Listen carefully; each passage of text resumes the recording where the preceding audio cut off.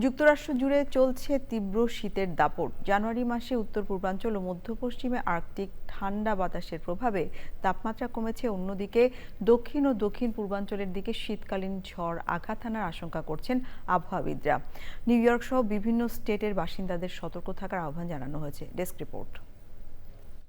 তীব্র শীতের মধ্যে আগামী শনি ও রোববার নিউ ইয়র্কে তুষারপাতের আশঙ্কা করা হচ্ছে। একই সময় তুষারঝড়ের আশঙ্কা রয়েছে ওয়াশিংটন ডিসিতেও।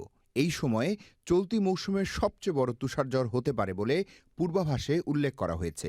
শিকাগোতে শুক্র শনিবার সারাদিনই শূন্যের নিচে তাপমাত্রা থাকবে।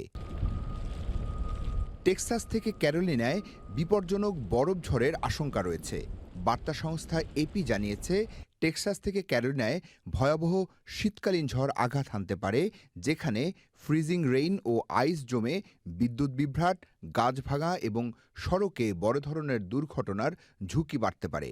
ডালাসে ফ্রিজিং রেইন এবং তুষারপাত হতে পারে, যাতায়াত বিপজ্জনকও হতে পারে।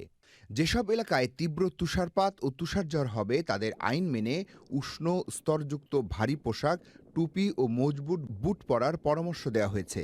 এছাড়াও তুষার সরানোর সরঞ্জাম যেমন সল্ট ও শাবল প্রস্তুত রাখা, গাড়ি শীতের উপযোগী করা, কম্বল, খাবার, পানি, জাম্পার কেবল, টর্চ লাইট, রিফ্লেক্টর ও ফার্স্ট এইড কিটও প্রস্তুত রাখতে বলা হচ্ছে।